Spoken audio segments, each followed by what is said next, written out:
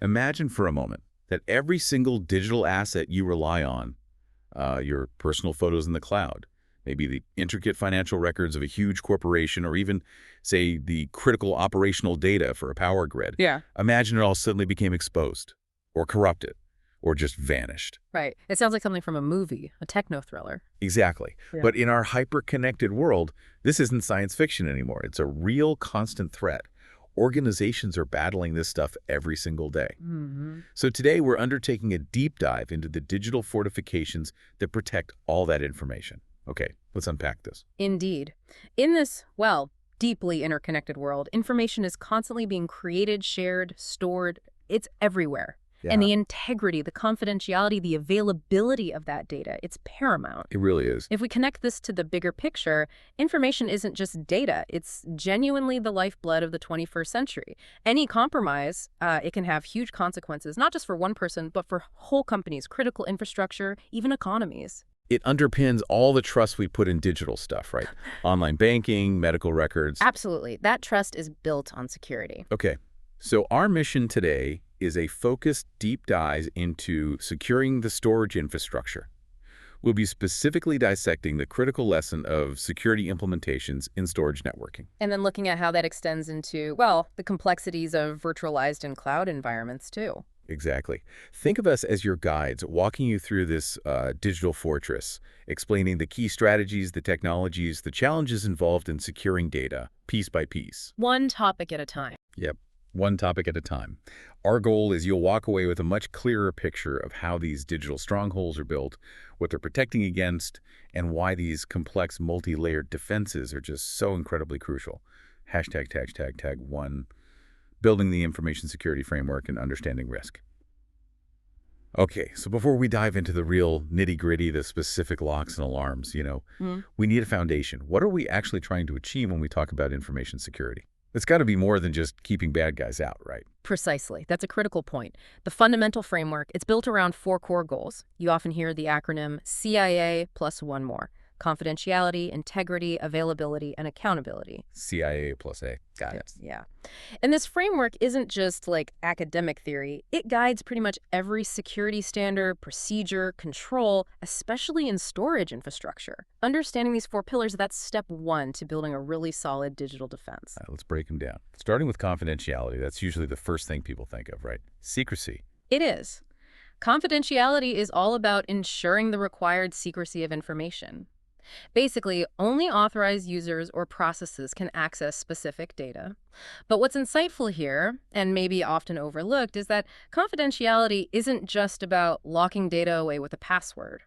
Where else? It's also about hiding the fact that data is moving at all, or how much is moving, or even who it's moving between. Think of it like a secret handshake in a crowded room. The handshake itself might be encrypted, sure, but you also want to obscure who's shaking hands, how often, why.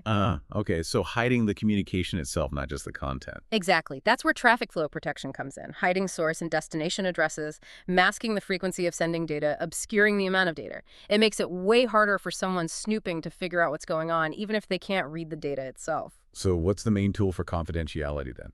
Well, the core tool is still encryption, absolutely, both for data in transit, moving over networks, cables, and data at rest, meaning sitting on storage arrays, backups, archives. So whether it's flying across the network or sitting on a disk somewhere. Right. Financial records on your fiber channel network, patient data on a tape in a vault. Strong encryption is like a digital lock. It turns readable info into, well, just jumbled nonsense without the key. And it's this layered approach that's key. If one aspect fails, maybe another layer still holds. Okay, so confidentiality, keeping secret. Got it. Next up, integrity, making sure data hasn't been messed with. Correct. Integrity guarantees that information stays unaltered from its original, accurate state. It's about detecting and protecting against any unauthorized changes, modifications, deletions, intentional or accidental. Think about a critical financial transaction, like you said, or a medical record. You need to know it hasn't been tampered with. Even a tiny change could be disastrous. Absolutely. A misplaced decimal point in finance, a changed blood type in healthcare.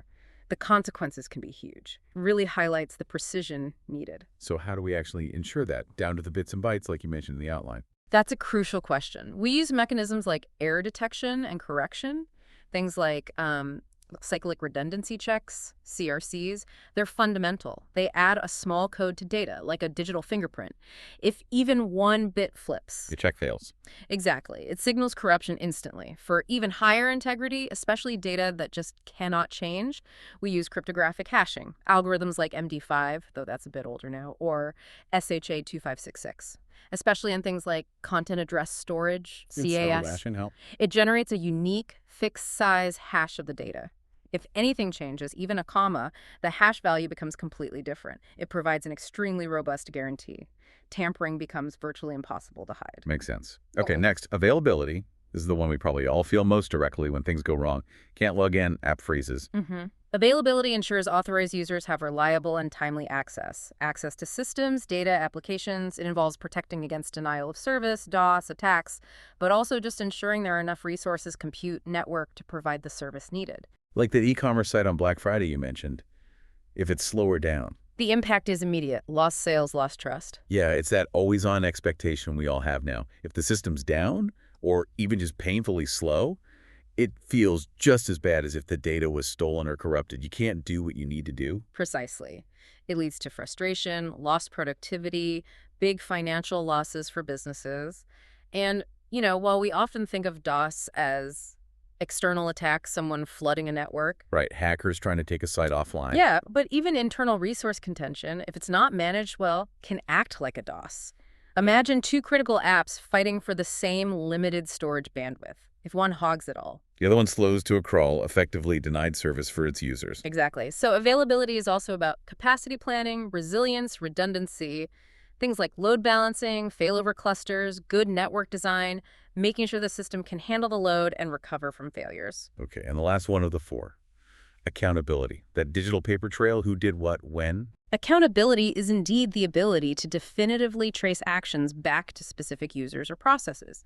Absolutely vital for auditing, for forensics after an incident, and for preventing something called repudiation. Repudiation, trying to deny you did something. Exactly. So if something goes wrong or someone tries to deny they performed an action, accountability means we can say definitively, no, user X did this at this time.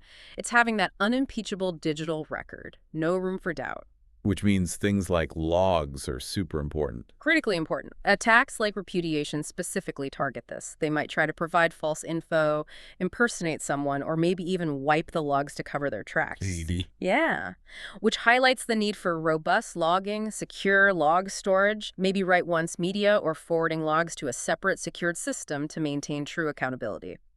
Think about Global Data Corp needing to prove to regulators who access sensitive records. Without solid tamper-proof logs, they can't. All right, compliance goes out the window. Okay, so we've got the four goals: confidentiality, integrity, availability, accountability, CIA plus A.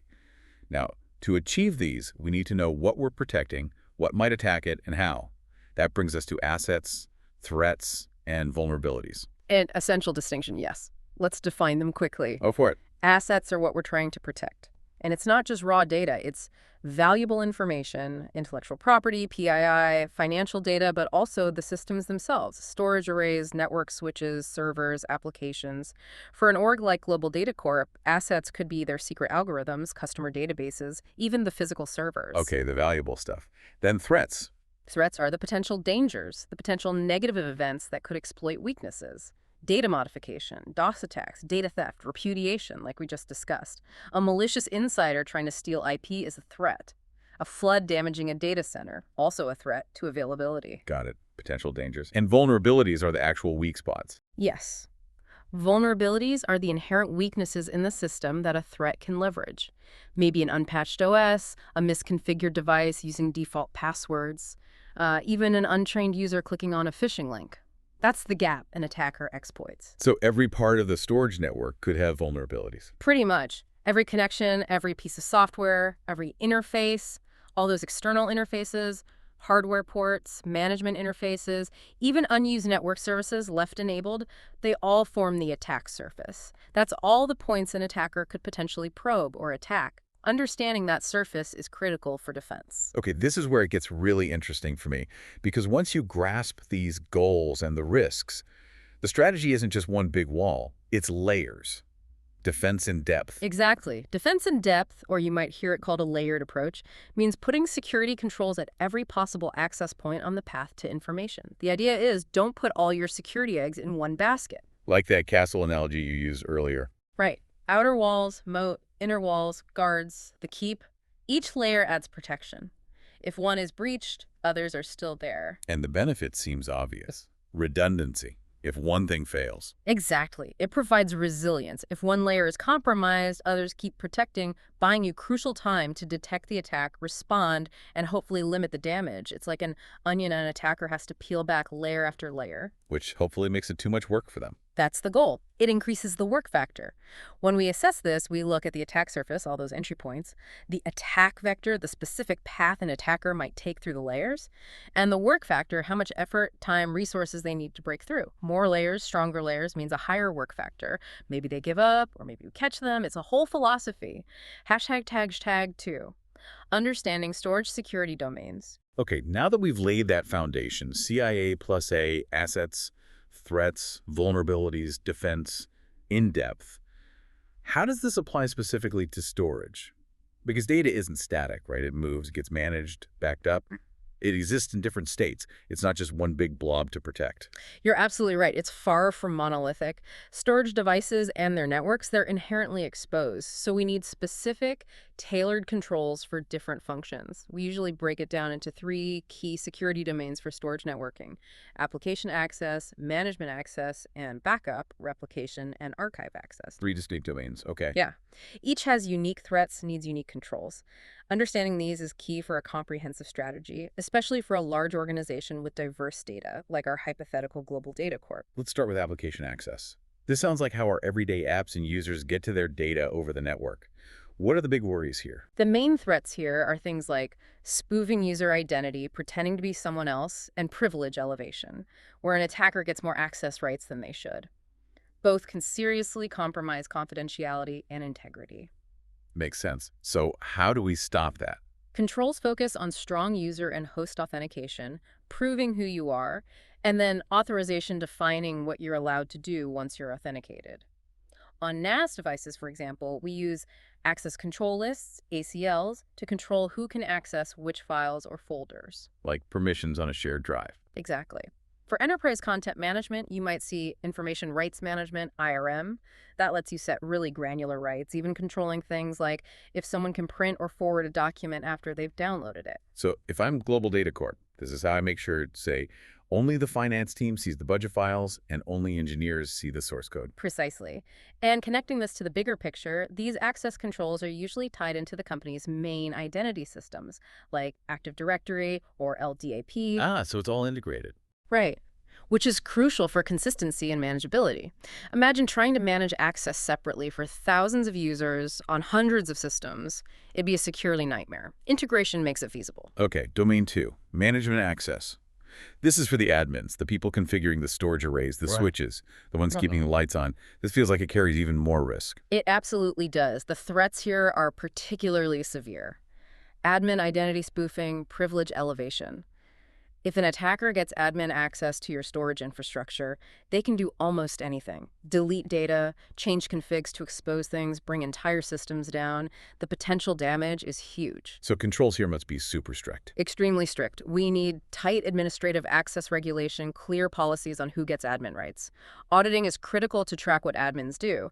Role-based access control, RBAC, is key. RBAC. Yeah, role-based access control. Privileges are tied to job roles.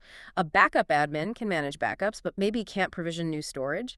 Limits the scope of what any one person can do. So no single person has the keys to the kingdom, basically. Yeah. Seems like common sense, but probably easy to overlook in big systems. It is. And we also push for administrative controls, like separation of duties. Critical tasks get split between different people. Maybe one person configures the array, another manages user access to the array. Makes it harder for one person to cause major damage accidentally or maliciously. Right.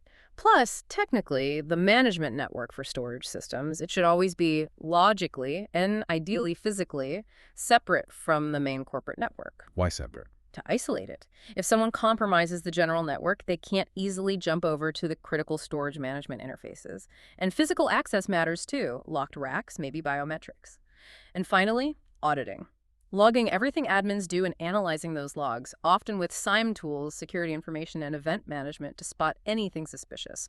For Global Data Corp, a compromised admin account, that's a code red situation. Definitely. Okay, domain 3, the one you said often gets overlooked. Backup, replication, and archive access.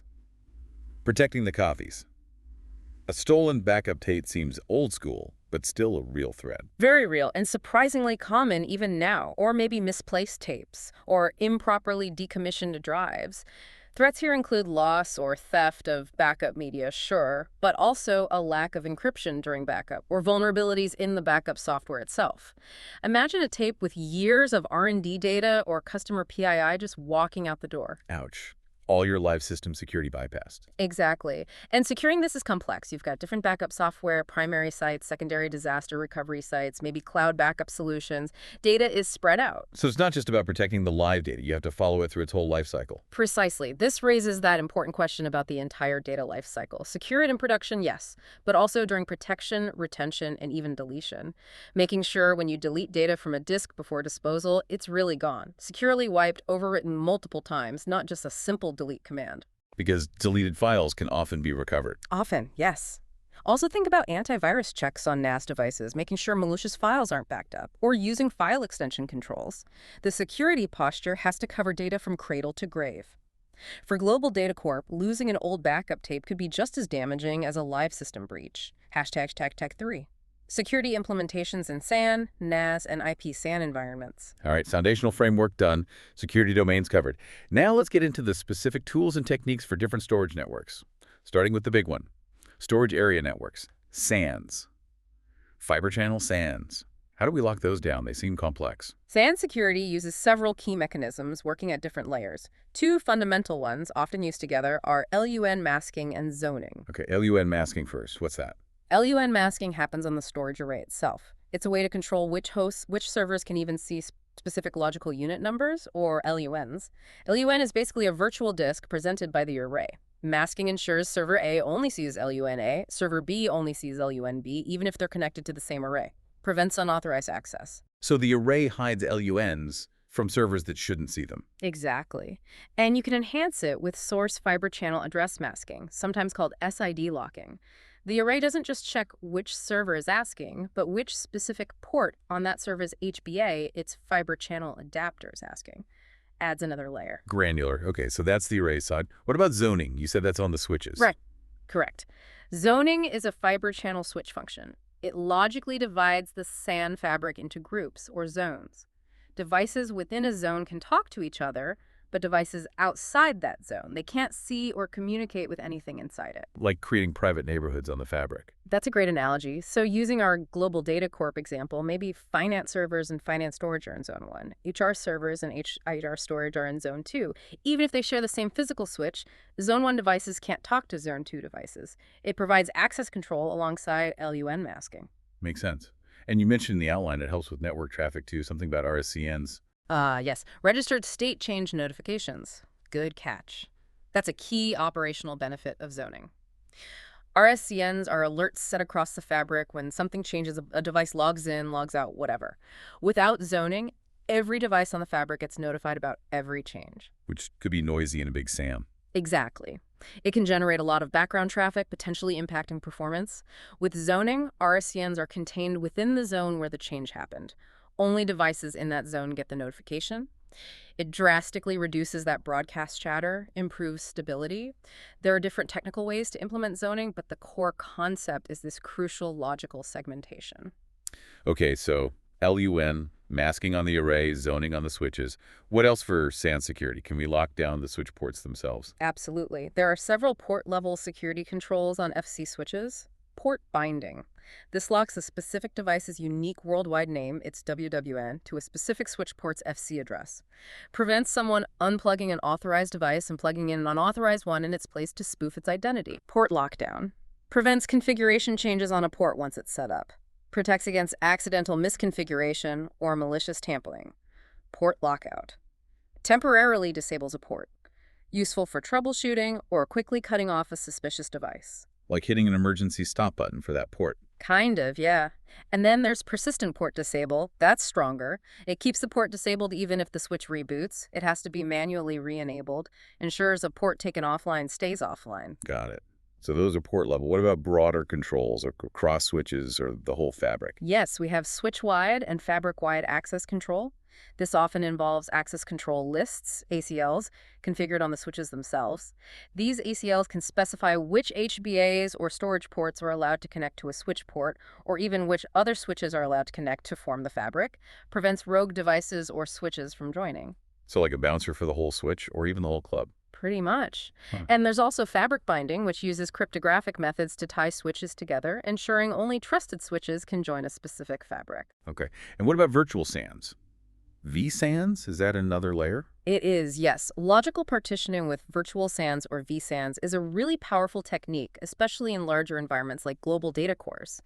Connecting this to the bigger picture, vSANs let you create multiple, completely isolated logical SANs over a single physical infrastructure. So using the same switches, but carving them up virtually. Exactly. You could have, say, engineering, HR, and finance all sharing the same physical switches, but their storage traffic is completely separate in different vSANs, as if they had their own dedicated physical SANs. That sounds like a huge win for scalability and cost while keeping things separate for security. It really is. The mechanism is distributing physical switch ports into these distinct vSANs, the benefits. It isolates those disruptive events, like RSCNs, within a vSAN boundary. A problem in the engineering vSAN won't affect HR. It's cost-effective compared to building totally separate physical SANs. It enhances availability by containing failures, and security by providing that logical separation and authorization control. But still need that defense-in-depth mindset, right? vSANs are one layer. Absolutely crucial to remember. SAN security needs that holistic approach. Combine vSANs, zoning, LUN masking, port security with broader enterprise security. No single thing is a silver bullet. It's the combination. Okay, great overview of SAN security. Let's switch gears to network-attached storage, NAS, file-based, usually over standard IP networks. How do we secure file shares, especially when you might have both Windows and Unix users hitting the same NAS? The permissions models are different, right? Sounds tricky. It definitely presents a challenge in those mixed environments. NAS security relies on a few key things. First level, permissions and ACLs, Yeah. access control lists. Like on Windows file servers? Exactly. Windows uses discretionary access control lists, DACLs, for access permissions who can read, write, modify, and system access control lists, SACLs, for auditing, tracking who tried to access what. There's also object ownership, inherited permissions, and importantly, Windows ACLs are tied to security identifiers, SIDs, unique IDs for users and groups, not just names. Okay, that's Windows. What about Unix? Unix permissions are typically based on a user ID, UID, username, and groups. Usually those three permission bits, read, write, execute, applied to three categories: the owner, the group, and others, or all. You see strings like RWXRX. Right. Read, write, execute for owner, read, execute for group, read, execute for others. Correct. Now, the challenge, as you said, is making these two different models work together when Windows and Unix users share data on the same NAS. How do NAS vendors handle that? They provide sophisticated mapping methods, ways to translate between Windows SIs and Unix UIDs and map the permission concepts so things work reasonably consistently. It's crucial for seamless multi-protocol access. Okay, so permissions are level 1. What's next? Authentication and authorization. Authentication is proving who you are. NAS devices need to integrate with the company's authentication systems. Maybe NIS for Unix, or more commonly now, Microsoft Active Directory using protocols like LDIAP and Kerberos for Windows environments. So the NetEase doesn't manage users itself. It talks to the central system. Typically, yes, in enterprise environments. Then authorization is defining what you can do once you're authenticated, based on those permissions we just talked about. So prove who you are, then get permission for what you can do. You highlighted Kerberos specifically in the outline. Why is it important here? Kerberos. It's fascinating, actually. It's designed for strong authentication across insecure networks. It uses a trusted third party, the Key Distribution Center, or KDC, instead of sending your password over the network. Which is bad, obviously. Very bad. Kerberos uses secret key cryptography to issue temporary one-time tickets. You get a ticket from the KDC, then you present that ticket to the NAS, or whatever service you're accessing. The NAS validates the ticket with the KDC. No passwords fly across the wire. Clever. Reduces the risk of passwords being sniffed or replayed. Exactly. It makes every interaction much more secure, even on potentially untrusted networks. It's like a really sophisticated digital bouncer checking tickets, not just IDs at the door. Nice analogy. Okay, permissions, authentication authorization. Right. Anything else major for NAS? Well, firewalls are always critical. Protecting the NAS infrastructure from unauthorized network access and attacks. Filtering traffic, allowing only legitimate connections on expected ports. Isolating the NAS from general network chatter and potential threats.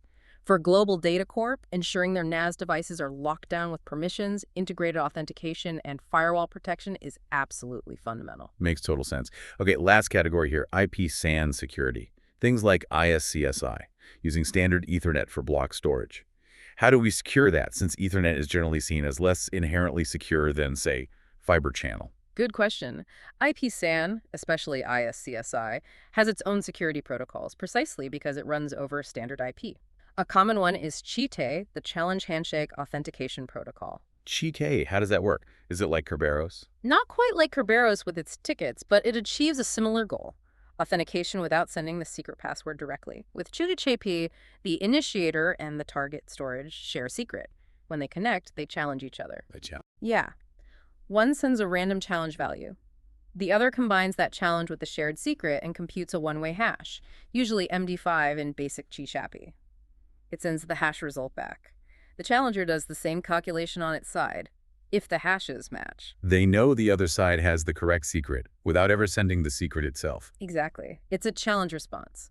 Can be one-way, target authenticates initiator, or mutual two-way, they both authenticate each other. It's pretty simple to set up across different vendors' gear. Provides a good baseline authentication for ISCSI. What about finding devices on an IPSN?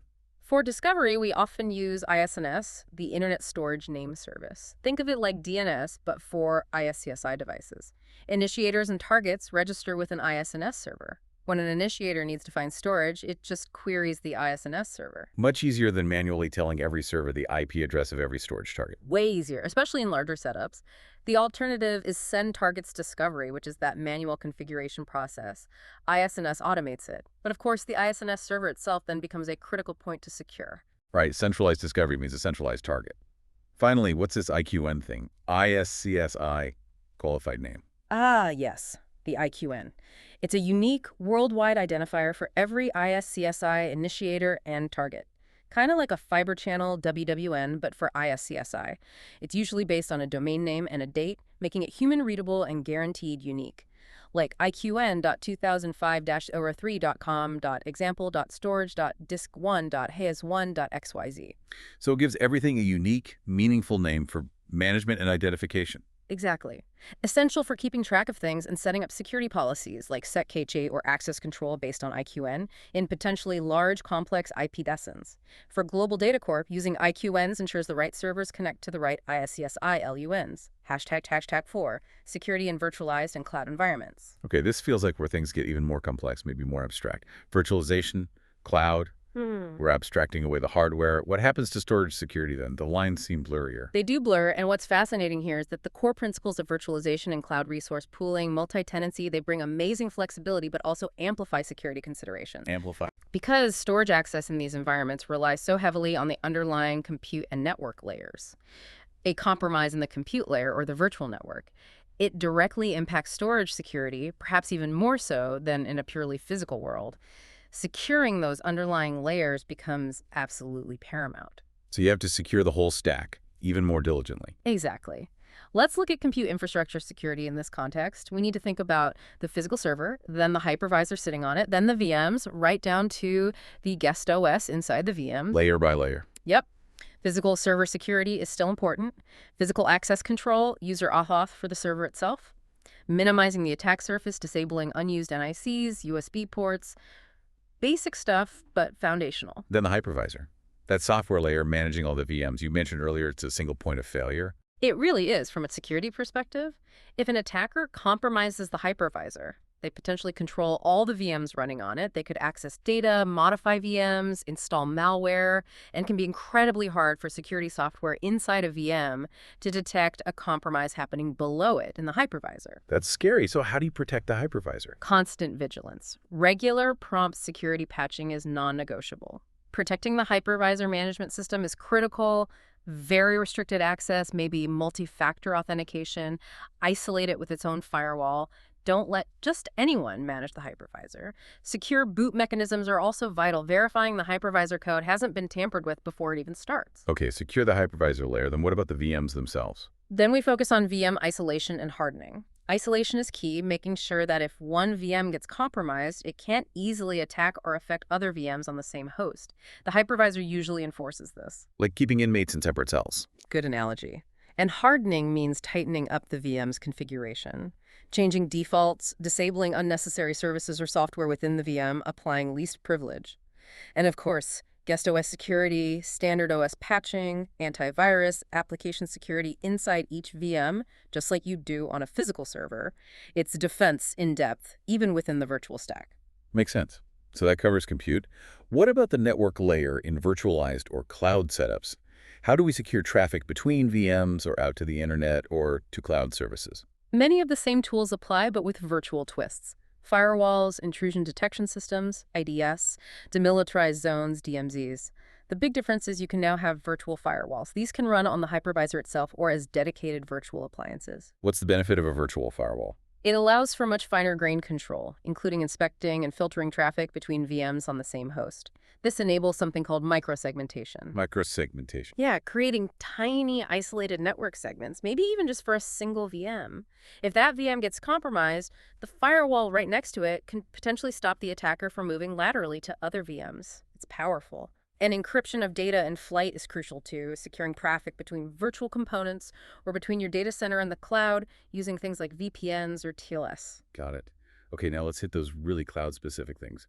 Multi-tenancy. Sharing infrastructure.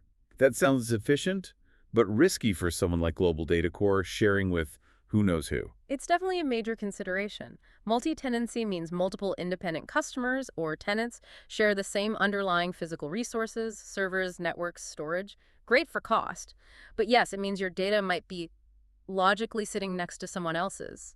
The cloud provider must implement extremely strict logical isolation to prevent interference or data leakage between tenants. So back to the apartment building analogy, you're relying on the landlord, the cloud provider, to build really, really strong walls between apartments. Perfect analogy. You have to trust their architecture and controls. Another huge point is the lack of control over infrastructure. As a cloud customer, you don't manage the physical network, the servers, the storage hardware. Your control is higher up, the stack applications, data, some configuration. Which raises that question. How do you ensure compliance? Meet security policies if you don't control the metal. Exactly. This is where service-level agreements, SLAs, with the provider become absolutely critical. These contracts must detail the provider's responsibilities for security, availability, data privacy, compliance. They should cover things like audits, certifications, like ISO 27001, SOC2, data location, incident response. You're essentially verifying their security posture and making them contractually obligated. You transfer some risk, but you can't fully transfer responsibility. That's a really important distinction. What other cloud challenges did the outline mention? Vendor lock-in. This is a big one. It can be really hard and expensive to switch cloud providers because they often use proprietary APIs, data formats, specific services that don't easily translate elsewhere. So if your provider has a security issue, or you just want to move for better security, it might be technically or financially difficult. Exactly. It can reduce your agility in responding to threats or finding the best security fit. Creates a kind of inertia. And finally, application compatibility. Not all applications, especially older legacy ones or highly specialized ones, might work well or be easily migrated to certain cloud platforms, especially platform as a service or software as a service models. Migrating them securely can be a real challenge, potentially forcing awkward workarounds or compromises. For Global Data Corp, moving a critical legacy database to the cloud. It requires a very careful analysis of all these factors: security, compatibility, lock-in, SLAs, hashtag tech outro. Wow. Okay. We have covered a ton of ground today. So what does all this mean for you, the listener, whether you're an IT pro, a student, or just someone curious about how our digital world stays safe? It means that securing storage, securing our data, is incredibly complex and layered. We've unpacked those core principles: confidentiality, integrity, availability, accountability, that CIA+A foundation. We explored defense in depth, why just one lock isn't enough, and we saw how pervasive this is. It's not a product you buy, it's a continuous process. Touching every part of the data center, physical or virtual, it requires critical thinking, always questioning, always looking for vulnerabilities. And we really got into the specifics, didn't we? For SANs, we talked LUN masking, zoning, port security, vSANs. For NAS, permissions, ACLs, that crucial mapping between Windows and Unix, and strong authentication like Kerberos. Yep. And for IPSAN, things like CheatChat for secure connections and ISNS for discovery. And then diving into virtualization and cloud, hypervisor security being paramount, VM isolation, and those unique cloud challenges like multi-tenancy, shared responsibility defined by SLAs, vendor lock-in. It's a lot. It is. Yeah. But understanding these implementations isn't just for the specialists. It's about appreciating the sheer complexity and effort that goes into keeping your digital life reasonably safe. The reliability of your online banking, the privacy of your photos, the integrity of medical records. It all relies on this stuff working day in, day out. It really does underpin the trust we have to place in all these digital systems we use constantly. So as you go about your day, maybe pause and think. Every click, every file share, every transaction is traversing this vast, complex, hopefully well-secured infrastructure.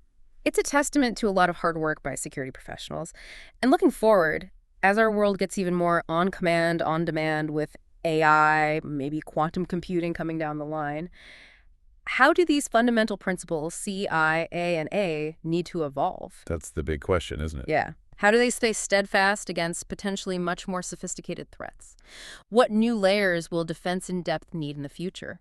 How do we balance the amazing convenience and capability of new tech with the absolute need to keep our most vital information safe? It feels like a continuous arms race. It is, between protection and exploitation, driven by ingenuity on both sides. And it's a challenge that's only going to get more complex and more critical as time goes on. Something to definitely keep thinking about.